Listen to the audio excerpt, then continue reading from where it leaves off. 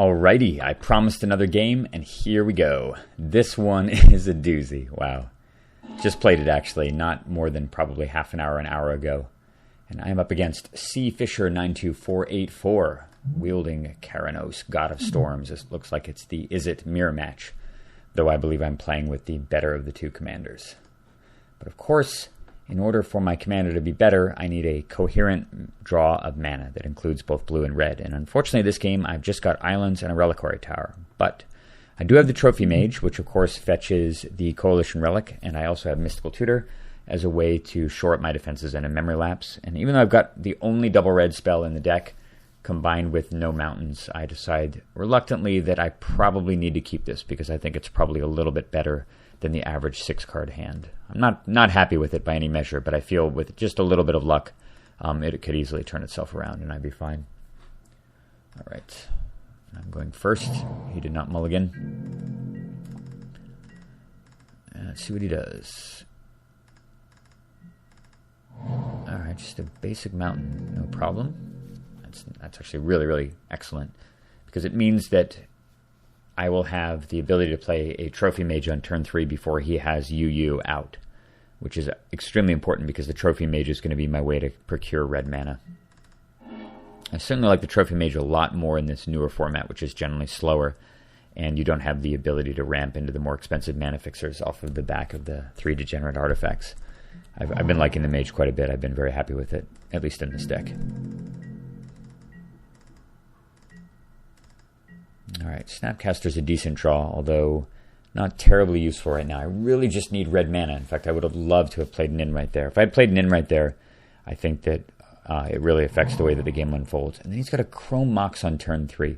And thinking about this, as much as I would like to be able to say, I don't know, Mystical Tutor and bounce it, or Mystical Tutor and Vandal Blast it, which I can't do because I have no red mana, I decide that I just have to memory lapse it because at least he will spend a turn redrawing it. And the fact that he played the Chrome Mox makes me feel that it's possible that he doesn't have a third land, which means that he'll be a little bit slower having to draw the Chrome Mox. But the other reason I'm doing it also is that if I allow him to resolve a Chrome Mox, the chances that he has a counterspell that costs one UU versus a counterspell that costs 1 U is extremely, extremely high.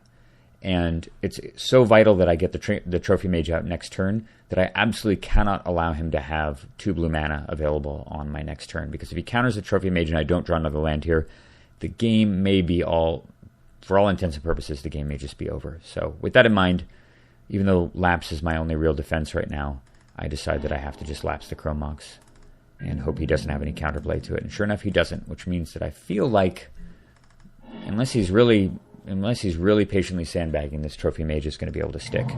And even though I drew a Dissipate to potentially stop a 4-mana play on his next turn on the back of that Chrome Mox, I decided that I just need to develop my mana more right now. And this is my opening anyway, since he only has a red and a blue.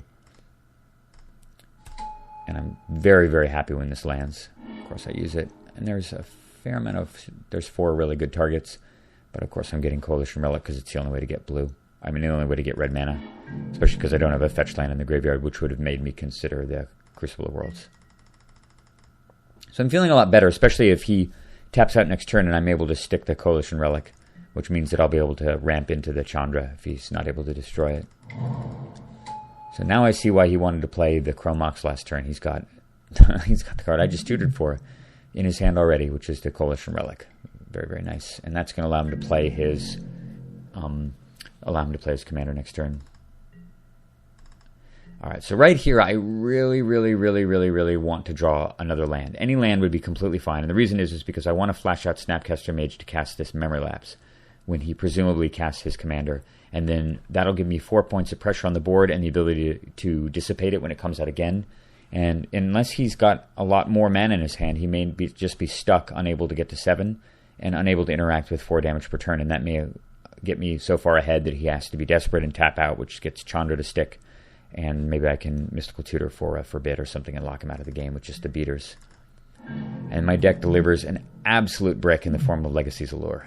So frustrating. So I know he's got something amazing to do next turn. It's sort of like tapping the Coalition Relic on his turn is such a tell to me that he's seriously intent on doing something big next turn. It just sort of feels that way to me. And as much as I would love to get Coalition Relic into play and be able to charge it and play Chandra and do other cool stuff, I just can't let him resolve Keranos right now because I'm too far behind. And so my hope here is that he just simply taps out and plays and runs Keranos into my Dissipate, because he hasn't seen it and he doesn't really know that I have another counter. And if he doesn't do that, if he just says done, my intention is to actually Mystical Tutor for a Force of Will and get the Coalition Relic onto the table and use the Force of Will to defend against Keranos by pitching the Legacy's Allure. But I'm just hoping that he does me the favor of just tapping out here. And he's got another land, which is unfortunate because that means that he gets to charge the Relic again. So even if I do counter Keranos, the fact that this stupid Relic makes 2 mana means that if he's got another land in hand, he'll just be able to replay it a second time, which is unfortunate. But I have no choice. I did nothing this turn specifically to Dissipate, and so this forces my hand. Dissipated, and that resolves, which is good. He charges again.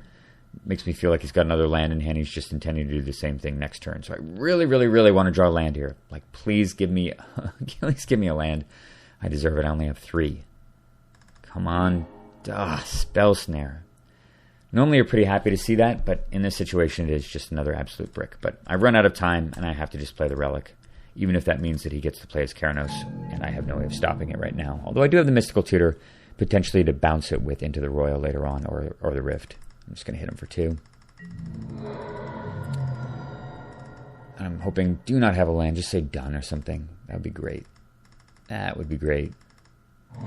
And he's got Arcane Lighthouse, which is probably the last land in his hand, but it's enough with this thing to get to 7. God, I would have loved to have top decked Daze right there. That would have been so pro. And unfortunately, Spell Snare does not stop Keranos. It's not. Sigh. Yeah, it just doesn't stop it. Could have been Force Spike, but nope.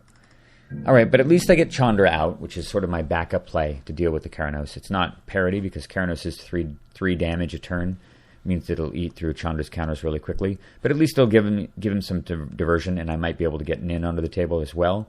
And maybe if he chases after the Chandra with his Keranos, I'll be able to get a Nin activation off and draw maybe 2 or 3 cards, which could potentially dig me out of this hole, although not necessarily. I'm going to charge it end of turn. God. Ugh. The bricks are endless. Look at the last 3 draws here.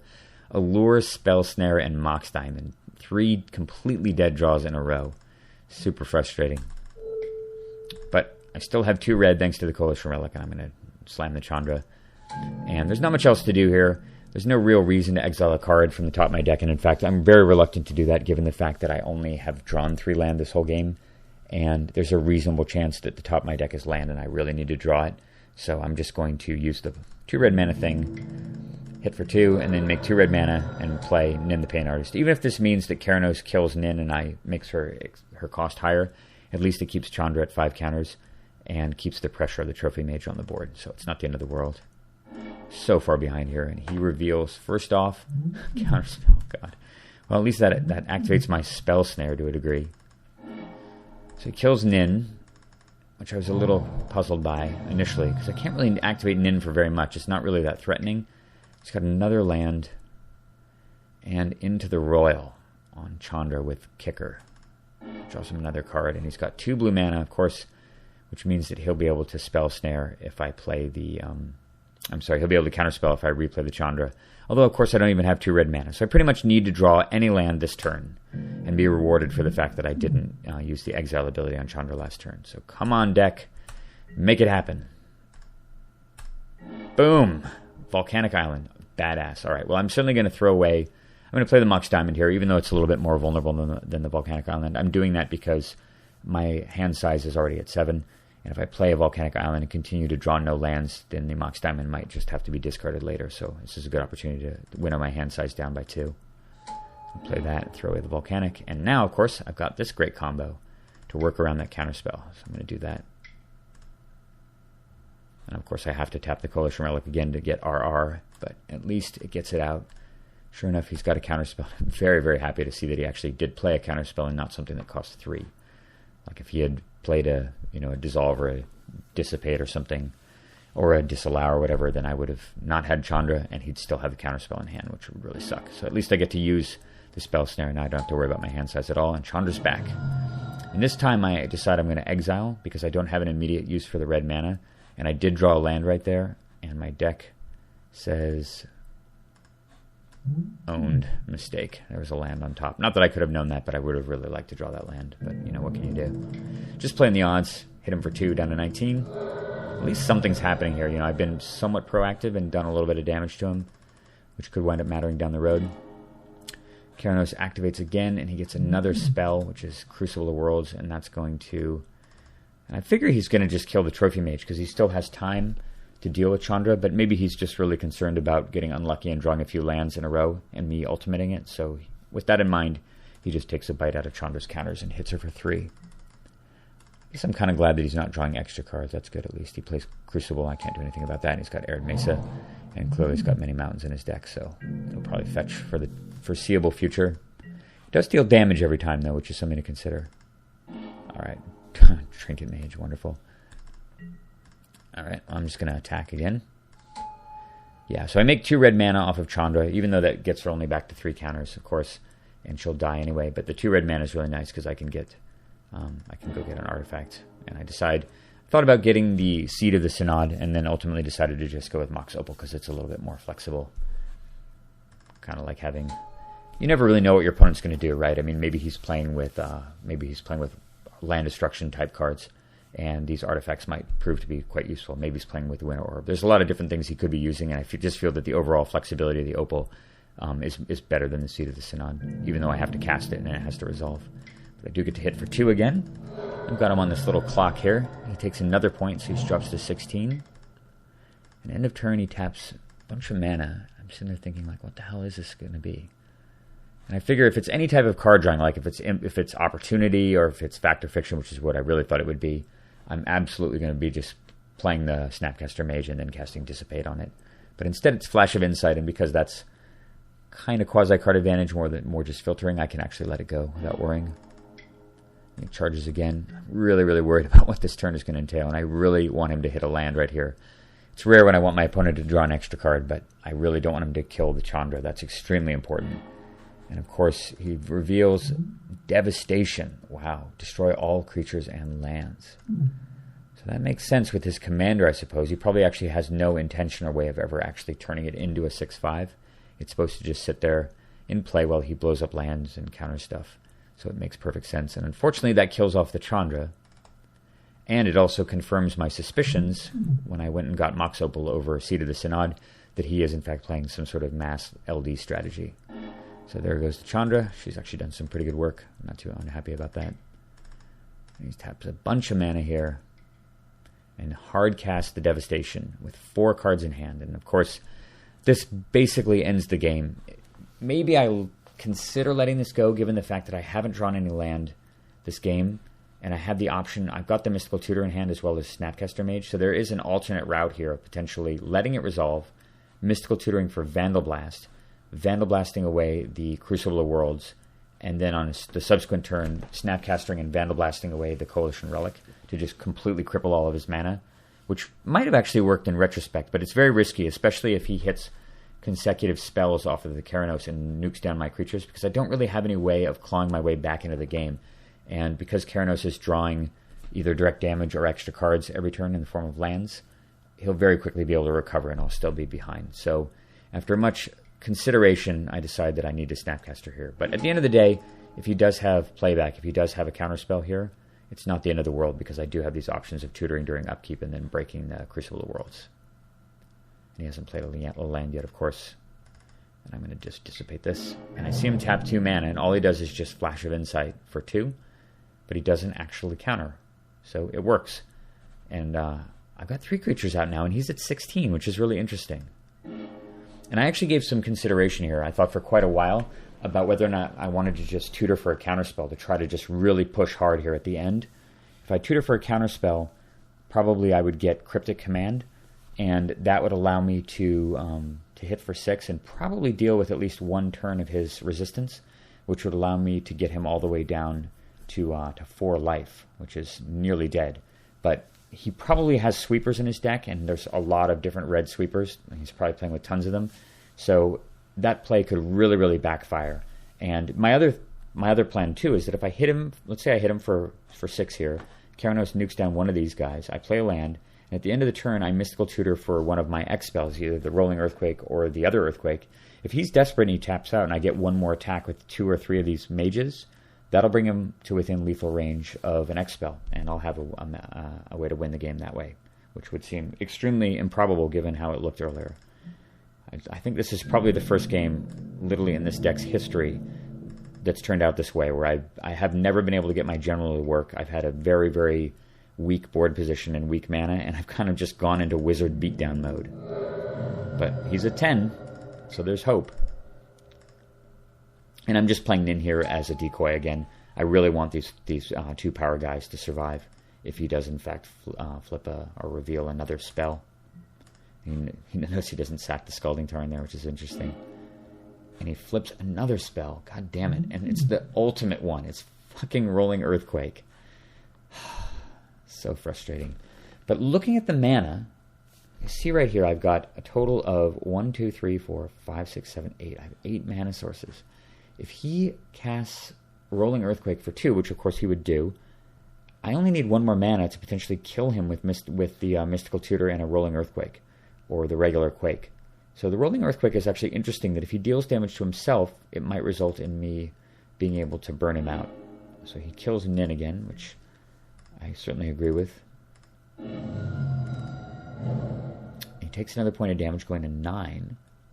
Alright, well that's quite interesting too, because now, if I'm able to get an attack through here, I can actually expel him even quicker.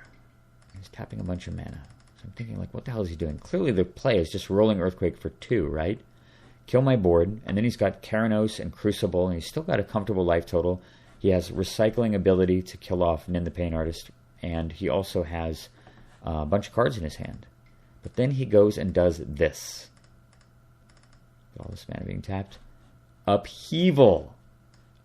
One of the rules of Magic is, no matter how desperate your situation is, no matter how bleak it may appear, always give your opponent an opportunity to fuck the game up in your favor. And this is one of those situations. He casts Upheaval, and all he's got is 3 mana available. And I've got plenty of mana to float, and I've got 3 utility mages in play, in addition to 2 Moxes. Unbelievable. So I tap 3 in response, of course. And then he uses his 3 mana not to replay the Coalition Relic, which I think was absolutely the play, given the fact that he's got 2 fetch lands in the graveyard. And he's got millions of lands in hand, so there's no reason not to just play lands in hand. There's no reason to play them from the graveyard. If he plays Coalition Relic here, it's actually really problematic for me, because I can't Spell Snare it, and I don't have enough mana to Memory Lapse it either with the Mage. But he plays Crucible inexplicably. And he plays a land, then he plays that Chrome Mox, of course. He's got easy imprint. So in response to this, before he has the ability to counter back, I really just want to get a 2-1 into play. I don't care about the spell. So I'm going to give flashback to Spell Snare. And this is kind of cool because it actually blocks the Rolling Earthquake. If he's... Oops, shit. Stop. Okay, I accidentally started jumping forward there. It blocks the Rolling Earthquake if he were to cast it before attacking me when I still have that blue mana in my pool. But instead he clears my mana pool, which forces me to Mystical Tutor, and of course I tutor for a Force of Will. This is just an absolute no-brainer. I mean, I guess I could go get a Vandal Blast, but I think the Force of Will is just stronger. I have to push the position of trying to just win with damage here. And then he casts Anticipate off of his Chrome Mox and has to discard a bunch, which is, of course, easy because he's got 7 lands in hand or something. So a bunch of them go to the graveyard. Okay, come on, deck. We know what there is there. Force of Will. All right. Beat for 2. I'm going to play the Mox, throw in Island. And I do a quick count here and realize that I can just play an Island. I'm not going to have to discard because I've got Opal as well. Hit for 2. And of course, I'm holding on to the Allure, not only because I'm confident he has no creatures, but this is, of course, the perfect card to pitch to the Force of Will. Alright, he can play these lands for free out of the graveyard.